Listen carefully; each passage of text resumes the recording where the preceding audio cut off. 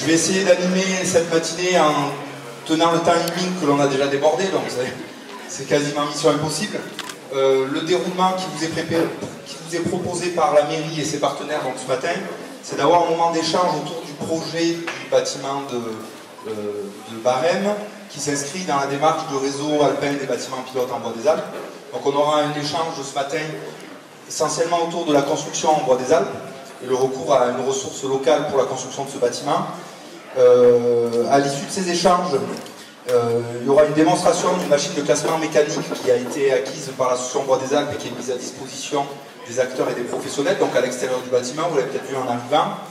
Et puis ensuite, on laissera la place à l'inauguration officielle avec les interventions donc, du maire, de M. Demarque, directeur territorial de l'ONF, Pierre Blanc, qui représente Jean-Claude Michel, président des communes forestières, excusez, M. Prateau, président de la communauté de communes, M. Molling, conseiller général des Alpes-de-Provence et président du pays, à 3B, Charles Logier, représentant Michel Vauzin, président du conseil régional, Gilbert Sauvin, député président du conseil général des Alpes-de-Provence, et M. Furcy, secrétaire général de la préfecture, qui représentera le préfet.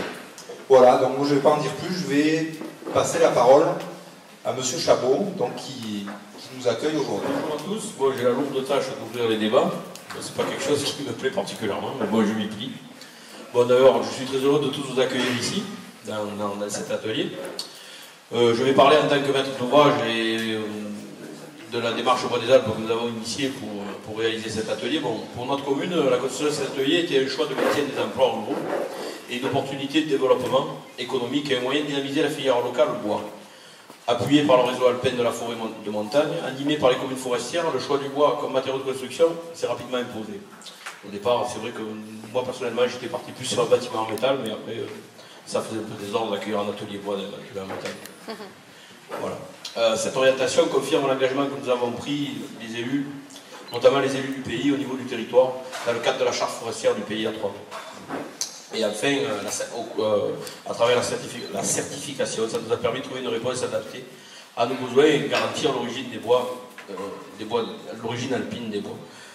Bon, c'est vrai qu'on a un peu suivi les plâtres de la démarche Bois des Alpes, puisqu'on a été fournisseur du bois, on a été propriétaire du bois, on a vendu le bois donc au scieur qu'il a mis que le charpentier a mis en œuvre. Bon, ça a été un petit peu compliqué pour l'instant. Ça va devenir clair, mais pour l'instant, la démarche n'est pas très claire. On est une très petite commune et c'est très compliqué pour arriver à joindre à faire les choses dans la profondeur, c'est difficile. Mais bon, on y est arrivé, d'ailleurs, vous voyez le résultat, on a eu même des personnes qui ont joué le jeu, notamment M. Bail que je remercie et que je félicite pour son professionnalisme, parce que vraiment, M. Bail et M. Guirand, vous avez vraiment joué le jeu, et je pense que si on en est là, mis à part tout le reste derrière, les entrepreneurs, mais vraiment, c'est grâce à eux, quoi. Voilà, j'en dirai pas plus, je vous remercie. Jeanne Marteau, donc commissaire adjointe à la data, va nous préciser un peu justement quel est le cadre de cette démarche initiée à l'échelle des Alpes. Bonjour à tous, je vais essayer de prononcer le moins de gros mots possible, juste pour vous expliquer que le soutien de cette démarche d'utilisation des bois alpins dans la construction est issu d'un programme qui concerne l'ensemble du massif alpin, qui regroupe des aides des régions Provence-Alpes-Côte d'Azur et des régions Rhône-Alpes, celles de l'État, et sur une partie des sujets qui ne concernent pas directement le bois construction, il y a aussi des fonds européens qui sont mis en œuvre.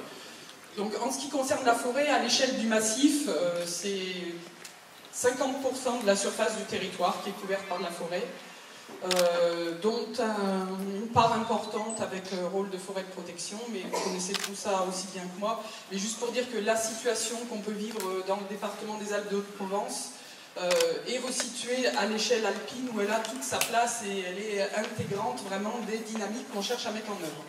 Donc dans le cas de ces contrats de massif, donc qui lient l'État et les deux régions, on soutient 3 axes particuliers.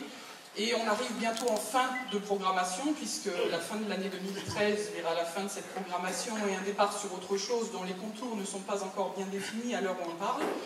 Et les 3 axes principaux sont la mobilisation du bois en tant que bois énergie, Donc avec la mise en œuvre notamment de plans d'approvisionnement territoriaux, dont un certain nombre de territoires des Alpes de Haute-Provence ont bénéficié aussi, qui dans la plupart du temps s'articulent avec les projets de charte forestière de territoire, que vous êtes nombreux à suivre d'assez près aussi, et qui permet de mettre en relation la demande éventuelle en chaleur qu'on pourrait soutenir par le bois et la ressource du territoire.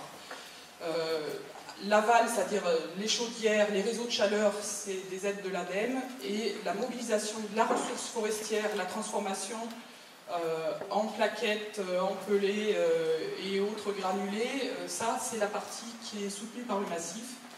Donc des investissements de type plateforme, aération forcée, broyeur et choses comme ça. Le deuxième volet qui est soutenu par la démarche de massif, c'est la récolte au moyen du câble, sachant qu'on essaie de communiquer largement là-dessus, c'est pas opposer les pistes et les câbles, c'est complémentaire en fonction de la situation du territoire, qu'il faut articuler ça au mieux pour essayer de pouvoir récolter des surfaces plus importantes et parfois aussi rajeunir des peuplements qui le nécessitent du point de vue technique. Donc là-dessus, on soutient plusieurs démarches d'aide à la mobilisation par ce biais-là, avec une étude auprès des principaux câblistes du massif, pour voir où sont leurs forces, leurs faiblesses, les coûts de revient des coupes, les investissements à prévoir, les durées d'amortissement, ce genre de choses, pour voir où et comment les aider au mieux à accroître leur activité et à la sécuriser. Et le troisième volet, donc, c'est le bois construction, sur lequel on est en démarche pour obtenir une certification du produit. Globalement, auprès des professionnels de la filière, un bois noueux et tordu, ça fait peur, ça ne doit pas être solide, puis on ne sait pas trop par quel bout le prendre, donc c'est plus facile d'importer du normé des pays scandinaves ou de l'Est aujourd'hui. Et nous pensons qu'on a une ressource abondante et de qualité sur le massif, qu'on pourrait mobiliser davantage et mettre en œuvre. Donc merci aux pionniers de la démarche, parce que d'un côté il y a un dossier un petit peu lourd administrativement pour obtenir cette certification auprès des ministères de tutelle, et de l'autre, il faut amorcer la pompe, et donc des maîtres d'ouvrage au départ, donc beaucoup public sur le commencement de l'opération, mais on a un peu le similaire sur le bois énergie, on a des collectivités qui ont accepté de sortir de « mais si je mets une chaudière et que j'ai pas de plaquette, alors comment je fais ?» Il y a quelques collectivités courageuses qu'on remercie qui ont dit « moi je mets la chaudière et je sais que je trouverai de la plaquette et on fera ça ensemble » et on amorce un cercle vertueux qui fait école et qui se répand. Et aujourd'hui, la filière bois énergie se porte de mieux en mieux et on a espoir qu'elle continue à augmenter dans les années à venir. Le parallèle est le même sur le bois construction, avec des projets un petit peu plus difficiles à monter. C'est quand même pas tout à fait pareil de faire un bâtiment public, avec un côté marché public qui est important. Je pense que par la suite, on y reviendra. Et donc, merci aux pionniers. Côté Alpes du Sud, Barème, c'est le pionnier. Et on va essayer d'étendre ça pour intégrer, et ça vous sera exposé tout à l'heure par Pierre Blanc, dans un réseau des 20 premiers bâtiments du massif qui ont utilisé la ressource locale pour mettre en place différents projets. Donc on a essayé de répartir géographiquement les bâtiments dans ce réseau des 20 bâtiments, et aussi en termes d'usage ou de choix techniques de construction, de façon à mutualiser les embûches du départ, les choses qui ont bien marché, pour faire gagner du temps aux suivants qui, on l'espère, seront nombreux et que bientôt fleuriront beaucoup de bâtiments publics et privés en bois des Alpes. Merci. Donc la déclinaison, cette stratégie alpine, elle est à la fois déclinée et puis alimentée par des démarches territoriales, notamment les démarches de charte forestière de territoire. Et le projet de bâtiment de Barème, il concrétise aussi un engagement, je crois, de la charte forestière de territoire du pays A3V. Donc je vais laisser la parole à Bernard Molling, éventuellement appuyé par Thomas Modei, respectivement président du pays As Verdon Vaévar et animateur de la charte forestière, pour rappeler un peu les objectifs qui ont été pris par les acteurs publics et forestiers sur ce territoire. Bonjour à tout le monde. Donc, pour ceux qui ne connaîtraient pas, donc, le pays As Verdon Vaévar, c'est un pays qui est composé de 40 communes, surtout le sud-est de notre département des Alpes de Provence. Donc géographiquement, les cantons de Barème, de Saint-André-les-Alpes un peu plus haut, encore plus haut à Los Colmar, et un autre entrevaux plus bas, et Castellane. Voilà. Donc effectivement, donc, le pays Verdon-Baïvare a décidé de s'engager sur une charte forestière, dans un premier temps, à l'échelle d'un canton, celui du canton d'Anote. C'était entre 2004 et 2008. Et au vu de cette expérience, donc, il a été décidé au niveau politique de conduire une seconde charte depuis février 2010, une charte donc, qui porte sur l'ensemble du territoire du pays. Donc ça c'est... alors pourquoi? Parce que d'abord la forêt ici représente un élément important de notre territoire. Elle couvre environ 60% de celui-ci en termes de superficie. Et d'autre part, bon, la forêt et le territoire du pays, c'est une vieille histoire, puisque effectivement, ici, depuis très très longtemps, on travaille le bois, on utilise le bois, c'est pas M. Guirand qui nous contredira. Voilà. Donc l'objectif de cette charte, c'est à la fois effectivement d'assurer une meilleure mobilisation des bois, mais c'est aussi de travailler sur des aspects de filière pour faire en sorte que petit à petit, le tissu industriel, petites entreprises, on va dire plutôt, qui gravitent autour de cette activité, puissent effectivement tirer parti de l'ensemble de la filière. Alors les principaux axes, ça a été effectivement de travailler sur tout ce qui est bois-énergie, donc ça a été noté par Mme Porto tout à l'heure. C'est quelque chose sur le territoire qui s'est bien développé, puisqu'aujourd'hui il y a plusieurs chaufferies bois qui fonctionnent sur le territoire. On ne va pas toutes les citer, et aujourd'hui on est en train de se poser la question de créer une plateforme bois-énergie, parce qu'effectivement je crois qu'on commence à arriver à avoir les tonnages suffisants pour imaginer de tels projets. Deuxième filière, c'est essayer de valoriser à travers la transformation cette ressource forestière. Alors, de façon un peu directe, je prendrai l'exemple de la châtaigneraie, qui a fait l'objet de gros travaux de réhabilitation sur le canton d'Anote. Et aujourd'hui, on commence à en voir un peu les fruits, puisque un projet d'atelier de transformation est en train de voir le jour sur Anote, pour transformer la châtaigne en crème de châtaigne. Thomas, tu veux nous en dire deux mots? Il y a une petite... le premier cru là, qui est en dégustation sur la table. Voilà, alors c'est comme le Beaujolais nouveau, donc ça vient à peu près de sortir. Donc on vient de sortir la première série de crèmes. Donc comme l'a dit Thomas, donc il y en a sur la table. Pour ceux qui voudront goûter tout à l'heure, c'est faisable. Voilà. Donc ça c'est un deuxième volet de la charte forestière. C'est travailler autour de tout ce qui peut permettre de transformer, de valoriser des produits issus de la forêt. Enfin, c'est effectivement le bois construction. Et sur cet aspect-là, aujourd'hui à Barème, on en voit un exemple, très très bon exemple, effectivement, donc mobiliser le bois pour essayer de favoriser son utilisation en construction.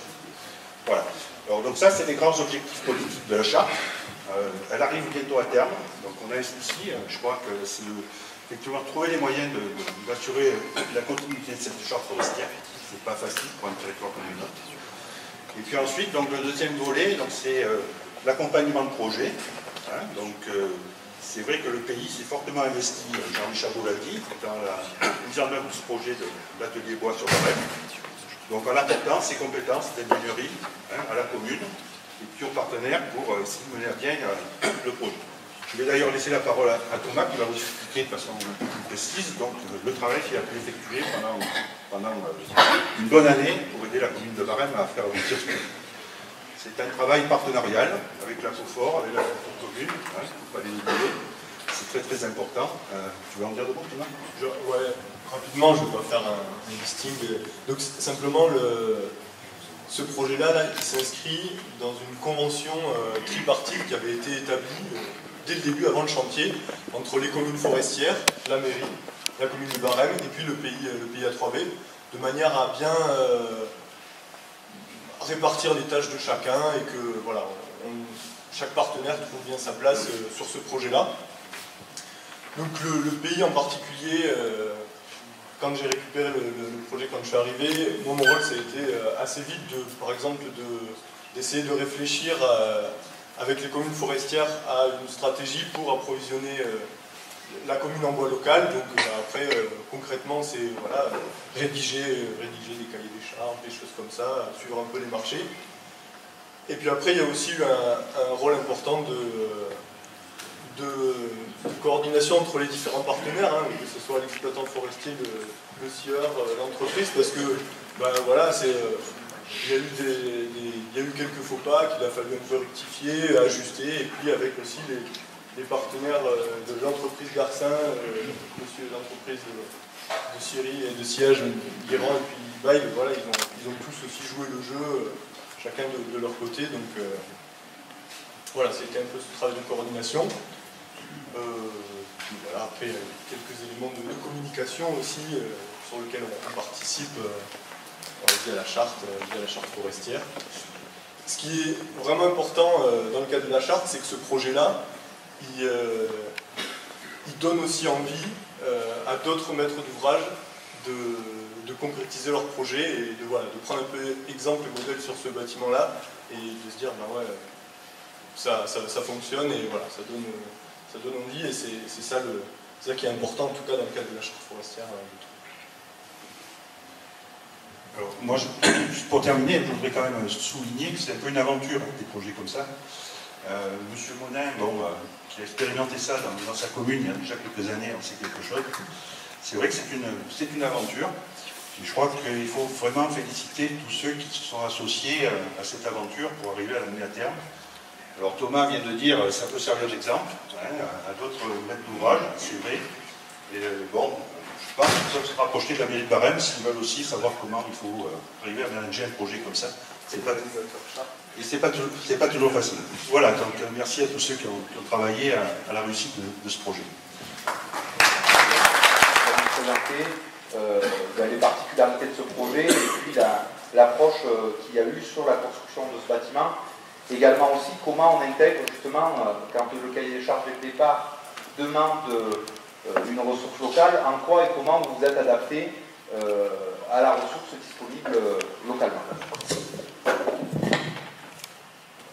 Très bien, je vous remercie. Bonjour à tous. Je commence aussi à remercier le maître d'ouvrage parce que ce bâtiment, s'il est là aujourd'hui, c'est parce que il y a eu une bonne entente entre une maîtrise d'ouvrage et une maîtrise d'œuvre. Et effectivement, je rebondis sur la question du choix du bois et du bois des Alpes et sur le propos de M. Chabot tout à l'heure par rapport à son idée initiale de faire éventuellement un bâtiment en métal. Demande qui nous a été faite au départ, est-ce que vous ne pouvez pas étudier un bâtiment en bois et un bâtiment en métal et puis nous dire quelle solution serait la moins chère ou la plus adaptée.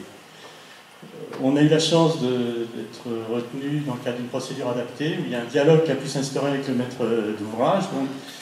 Dialogue au cours duquel on a évidemment prôné l'utilisation directe du bois et en étant très intéressé par l'utilisation de bois locaux. Il faut que le bureau d'études Gojard Technologies, avec lequel j'ai travaillé sur ce projet, avec lequel je travaille le plus souvent, avait déjà réalisé des bâtiments en bois local et qui plus est isolé en paille, qui est aussi une proposition qu'on a faite dès le début pour être en cohérence avec la démarche générale écologique.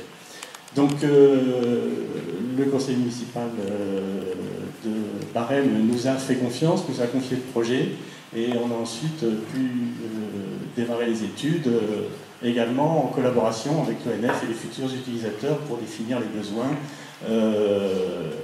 non seulement en termes de surface, mais en termes de répartition des locaux, etc.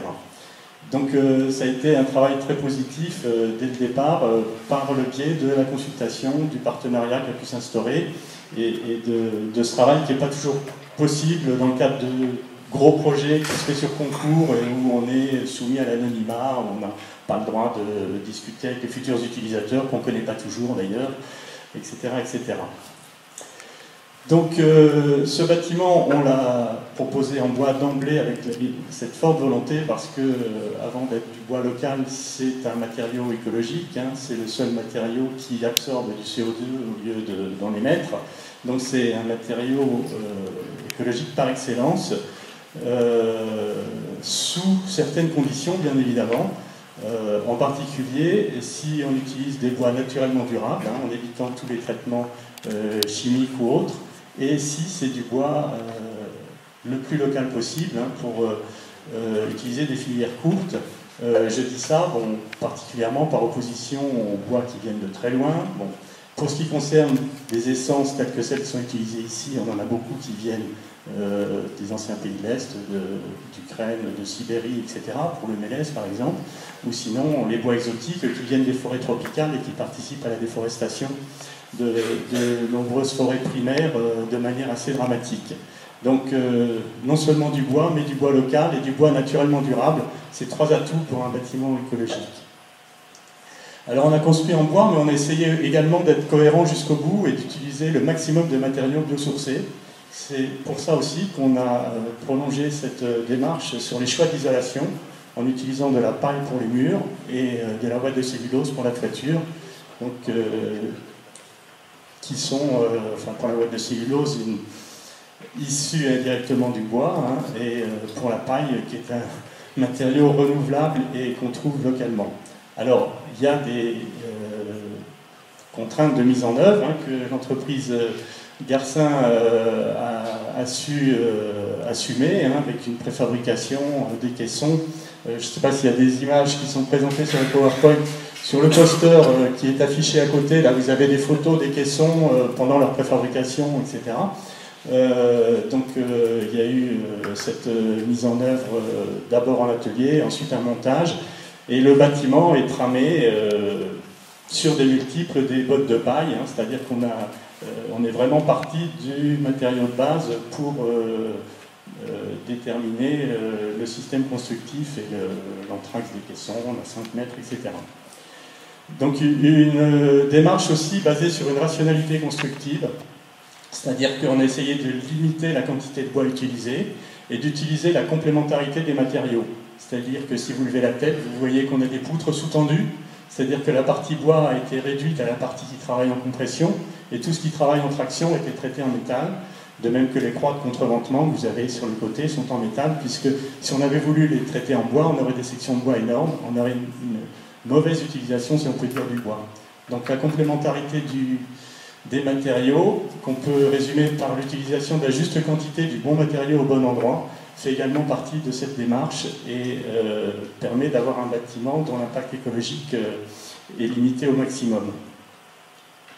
Enfin, on a une démarche bioclimatique hein, qui essaye d'optimiser les apports solaires. Hein. Vous voyez qu'on a un bâtiment qui est a priori éclairé naturellement. On est éclairé artificiellement là, peut-être pour les besoins de la cause, mais je pense qu'en temps normal, le bâtiment pourrait être utilisé sans éclairage artificiel. Et puis, on a un système de protection solaire qui permet, sur les orientations sud, est et ouest, hein, d'avoir du soleil à cette saison et de s'en protéger par une casquette d'avancée de la toiture au sud et par des brise-soleil en partie inférieure en période estivale. Donc là, M. Chabot me disait qu'il était impressionné par le fait que le bâtiment n'a quasiment pas besoin de chauffage en ce moment. Hein. Il était impressionné par l'acoustique aussi, c'est vrai qu'on a une très bonne acoustique, ça s'entend. Mais thermiquement aussi, on a avec très peu de chauffage, une sensation de confort importante. Ce qui fait qu'on n'est pas chauffé au bois, on s'en excuse, mais l'investissement était un peu élevé par rapport aux besoins et aux très faibles consommations qu'on a et qu'on pense avoir dans les années à venir. Donc on a une petite chaudière à gaz qui vient remplir les besoins. On sait aussi que les chaleurs internes dégagées par les machines et par les utilisateurs limiteront encore ces besoins. Un autre point, c'est la flexibilité aussi, et M. Chabot me le rappelait il y a 5 minutes. C'est vrai que ce bâtiment, on sait que le jour où l'ONF voudra déménager, s'agrandir, partir ailleurs, pourra être réutilisé pour d'autres usages. On a une grande salle, de la taille d'une salle polyvalente qui peut être utilisée à de nombreuses fonctions, et la flexibilité fait aussi partie d'une démarche environnementale, parce qu'on sait qu'un bâtiment est destiné à évoluer, son usage est destiné à évoluer aussi, et il faut en prévoir la reconversion ou la modification d'usage à terme. Enfin, je pense que le dernier mot sera donné aux utilisateurs. Hein. Ce bâtiment, il est fait pour les gens qui vont l'utiliser et travailler dans les meilleures conditions de confort, de fonctionnalité, etc. En ayant peu de coûts d'entretien, peu de consommation et une facilité d'usage. Donc je pense qu'il faudra revenir dans quelques années, leur demander leur avis et voir si ce bâtiment a bien rempli ses fonctions.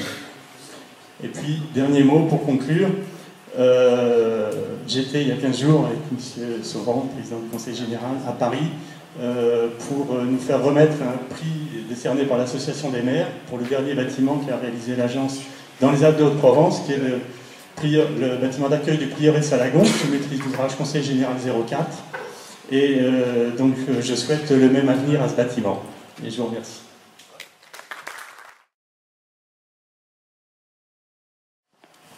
Oui, Gérard Gauthier, président du syndicat des propriétaires forestiers des Bouches-du-Rhône.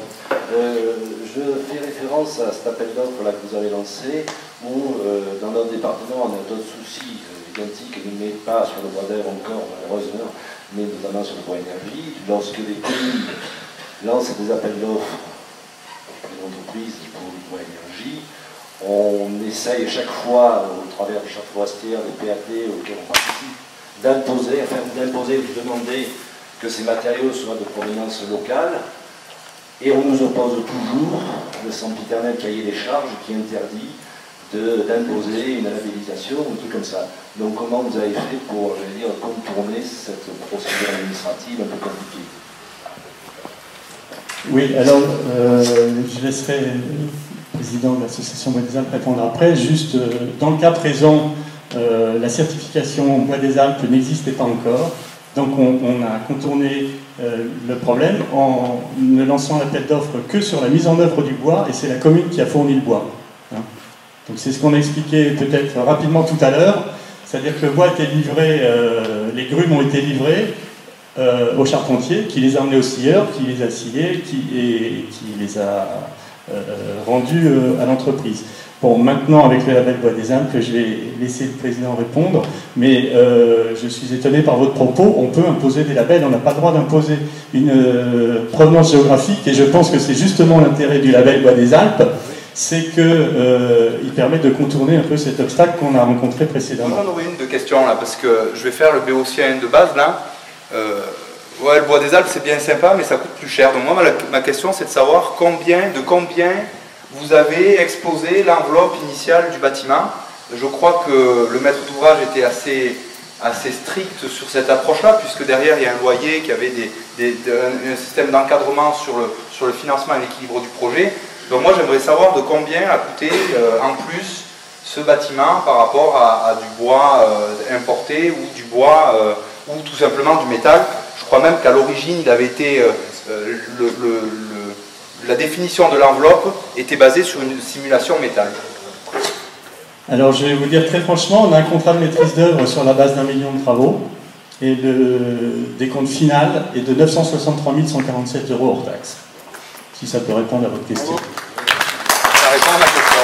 Je pense qu'il y en avait qui l'avaient, alors s'il y en avait qui n'osaient pas le dire, au moins c'est dit, et ça, je pense que ça démontre aussi que l'adaptation, vous avez parlé du bon matériau au bon endroit. La question de la chauffe-bois que vous avez soulevée, elle a été soulevée, c'était une des premières entrées des communes forestières à l'époque, puisque la première fois où les communes forestières sont impliquées sur ce bâtiment, c'était pour chauffer avec une chaudière bois le bâtiment métal, puisqu'au départ il était parti en métal. L'analyse a démontré qu'au regard de la performance thermique, c'était pas rentable de mettre une chaudière bois. D'où l'intérêt, à un moment donné, il faut faire du bois dans la construction, du bois énergie, et de ce point de vue-là, quand c'est pas la bonne solution, il ne faut peut-être pas la faire à tout prix au nom d'une volonté politique. Je voulais compléter sur cet aspect bois énergie. Tout à fait. Mais au-delà, merci d'avoir répondu à la question. Mesdames, Messieurs, d'abord, je suis très heureux d'être ici dans les Alpes du Sud avec le maire. J'ai vu qu'il avait plein de compliments. Alors moi, je vais lui en faire aussi. Hein. Je crois qu'on a un très très beau bâtiment aujourd'hui. Et c'est vrai qu'en tant que maître d'ouvrage, pour faire un bon bâtiment, il faut un bon maître d'œuvre, il faut un bon maître d'ouvrage. Ça, on ne le dit pas suffisamment. Et puis les entreprises, bien sûr.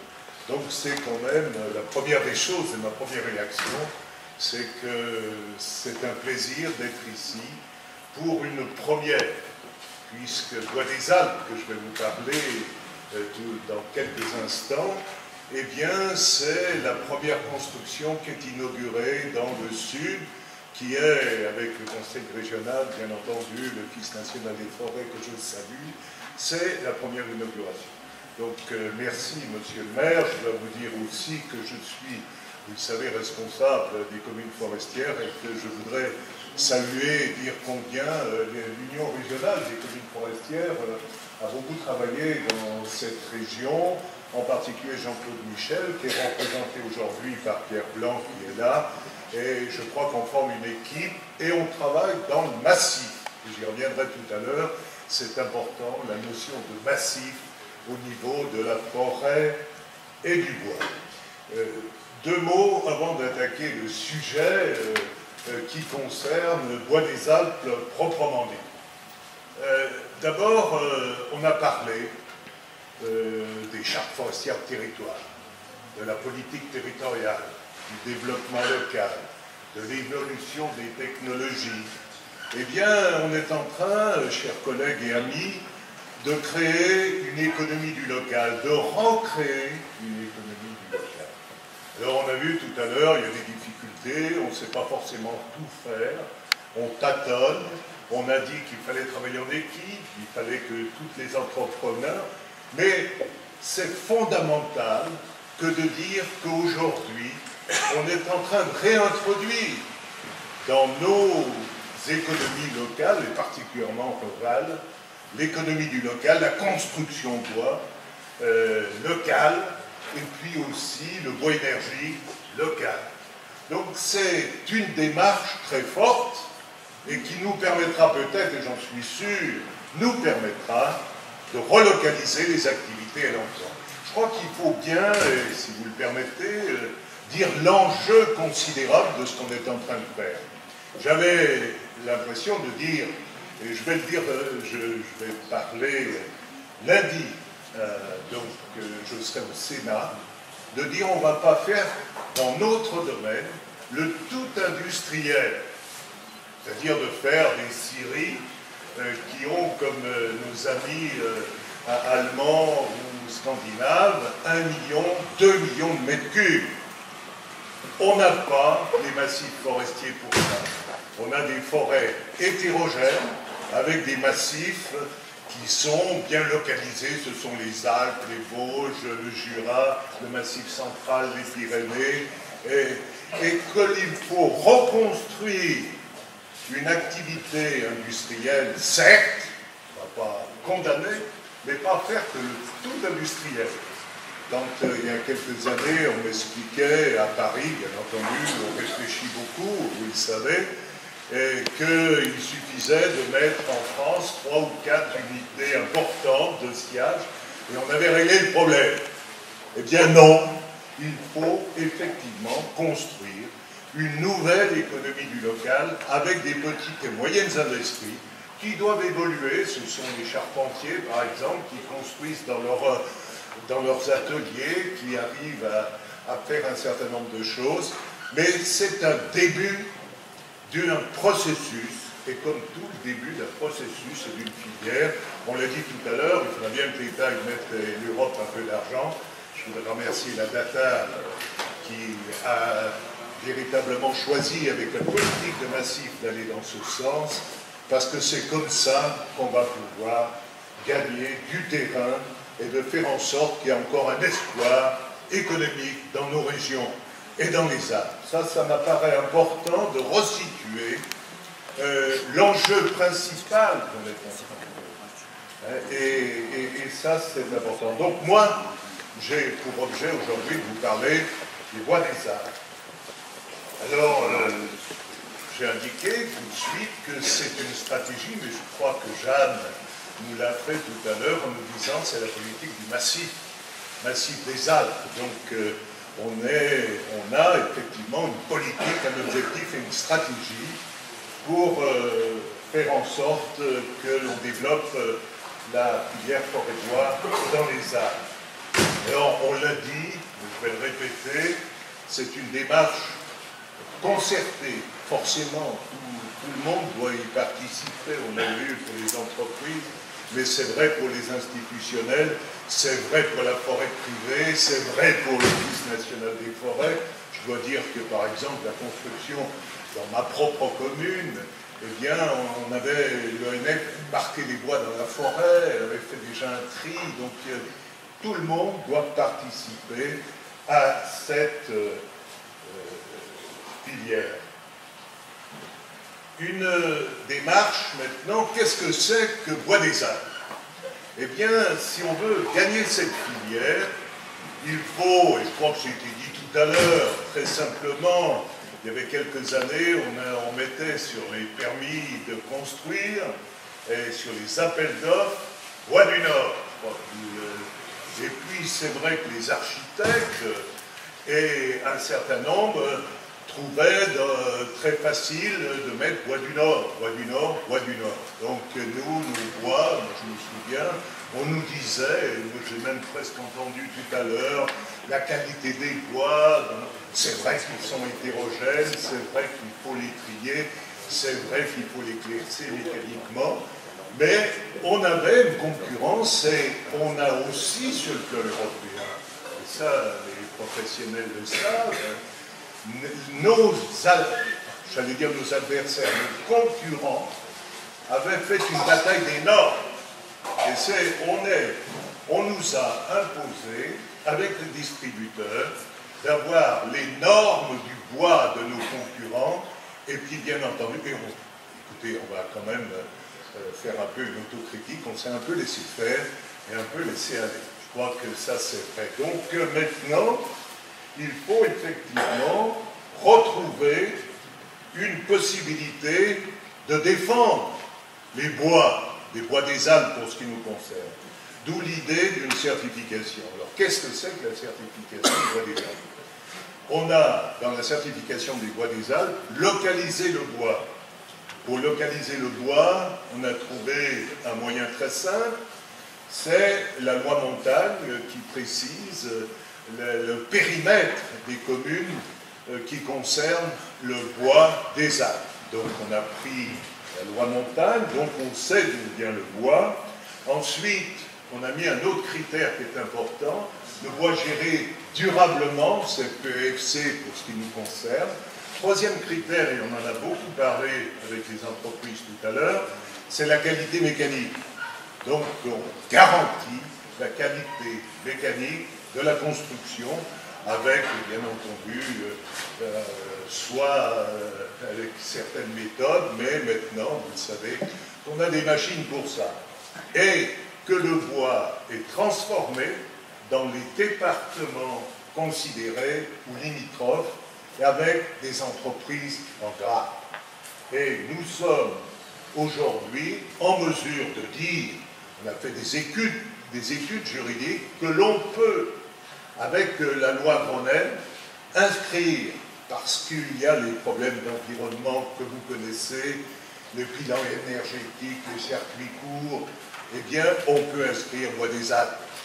Et ça, c'est fondamental pour développer le marché. Et l'idée des communes forestières, mais avec l'interprofession, c'est de développer un marché, construction publique dans un premier temps, pour pouvoir lancer cette fameuse filière du local auquel tout le monde aspire. Donc ça, c'est important faut garantir que ces Bois des Alpes, c'est le moyen d'une certification. Et actuellement, on a beaucoup avancé puisque l'accréditation COFRAC est en cours et on est au bout du système. Donc on va pouvoir l'inscrire sans trop de difficultés. Donc ça, c'est un point important. Et c'est vrai que le problème aussi qui est très important, c'est ce que j'ai indiqué préalablement, tous les problèmes d'économie locale et de création d'emplois. Alors, vous savez, je voudrais vous dire aussi, on est dans un bâtiment aujourd'hui, vous avez entendu, on nous fait souvent des critiques, vous savez, des forestiers privés, publics, et on a nos amis qui défendent l'écologie, qui sont sympathiques, mais aujourd'hui, moi j'ai l'impression dans ce bâtiment que les écolos, c'est nous. Il y a la paille, eux ils en parlent, nous on fait. Donc c'est un peu quelque chose d'important aujourd'hui de dire que l'intérêt environnemental est pris en compte par la certification Bois des Alpes. Et ça c'est très important vis-à-vis de la demande de la société.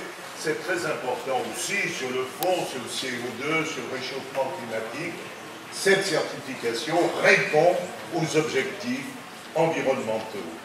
Alors, on a démarré et on est la 3e, attendez que je ne dise pas de bêtises, non, la 4e bâtiment que l'on inaugure Bois des Alpes. Donc c'est pas du bidon, c'est parti, ça marche. Et quand j'ai écouté les entreprises que je félicite aujourd'hui, non seulement c'est pas seulement les élus, c'est pas seulement l'administration, c'est pas seulement l'ONF, mais quand j'entends, et je les ai entendus ailleurs, les entreprises sont preneurs de la démarche. Et maintenant, j'ai l'impression, c'est vrai qu'au début, quand on a parlé de ça, c'était un peu difficile. Maintenant, ils y croient, et quand j'ai écouté les uns les autres, les entendus comme moi, ils en veulent. Et ils disent, on a fait une expérience, il faut aller plus loin, et pour nous, pour nos entreprises, c'est bien. Et pour l'avenir des entreprises, si on veut les développer. Donc ça, c'est un côté sur la certification qui est très important. Et nous avons maintenant 20 démarches qui sont en cours, pilotes, et d'autres se font en dehors des démarches pilotes de construction. Alors maintenant, simplement une petite conclusion. Vous avez bien compris, il faut continuer, il faut développer, il faut faire en sorte que les choses aillent plus vite et plus loin, et que, bien entendu, il ne faut pas ignorer les difficultés. Je crois que ça a été dit tout à l'heure, mais on a dit que les difficultés étaient inhérentes à cette période d'expérimentation pour passer, bien entendu, au concret, c'est-à-dire à un marché. Je crois qu'on aura gagné quand on aura réussi à développer un marché, et particulièrement notre objectif est le marché de la construction publique. Et ça, c'est important dans un premier temps. Et je dois dire que les élus locaux, et ça sera ma conclusion, se sont mobilisés. Le maire ici s'est mobilisé, l'Union régionale s'est mobilisée, ce sont les élus locaux, mais les élus locaux, avec tous les membres de la filière, ils ont un rôle et une place importante à jouer. Pourquoi? Parce que quand on parle des communes forestières, eh bien, ils sont détenteurs d'une partie de la ressource avec la forêt privée. Ils sont aussi maîtres d'ouvrage, donneurs d'ordre. Donc ils ont la possibilité de développer le marché. Et ils sont, bien entendu aussi, les acteurs du développement local et du développement économique avec les collectivités territoriales.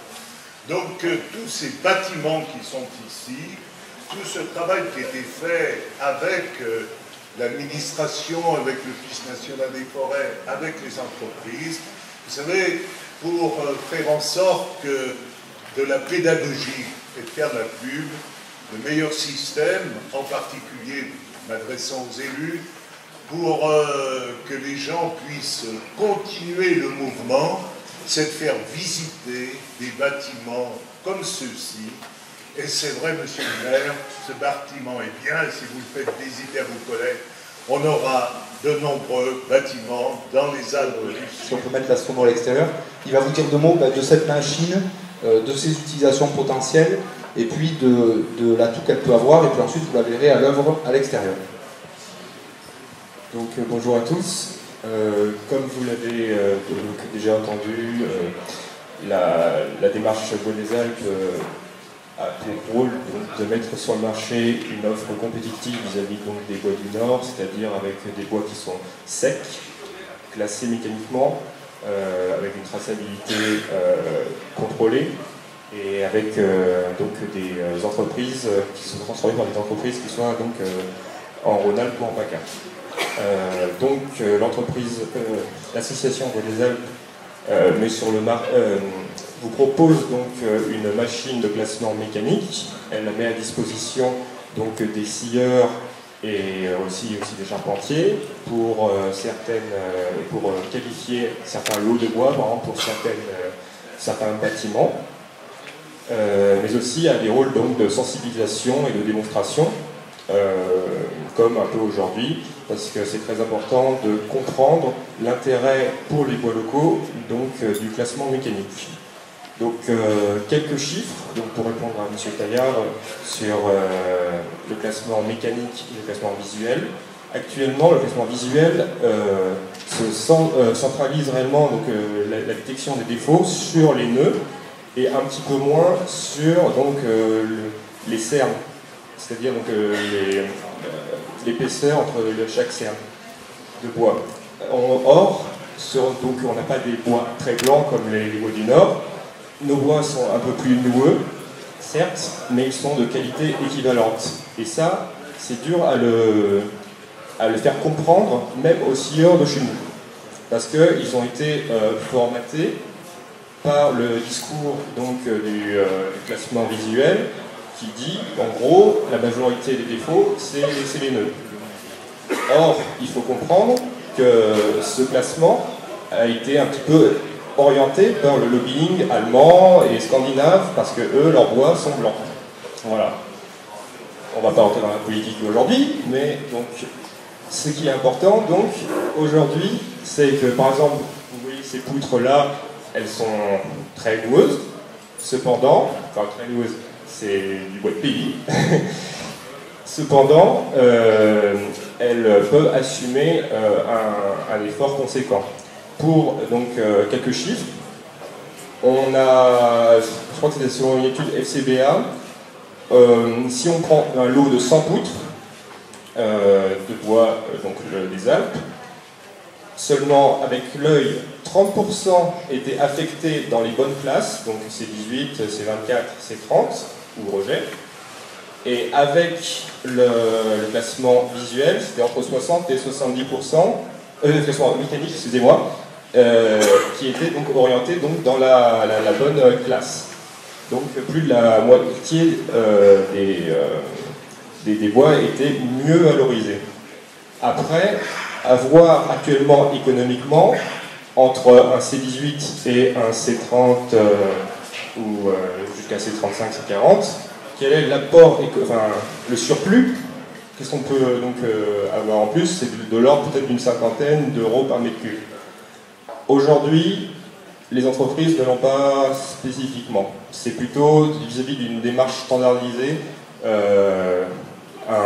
Les scieries scandinaves, etc., peuvent donc valoriser ce bois mieux. Pour l'instant, il nous faudra un peu quelques années pour atteindre 50 euros de mètre cube en plus pour les bois qui sont 70 par exemple. Donc voilà, sinon il y a eu plusieurs études qui ont été faites sur le massif. Donc une dans le Drôme et l'Ivoire, une qui vient juste de sortir sur le Grand Briançonnais.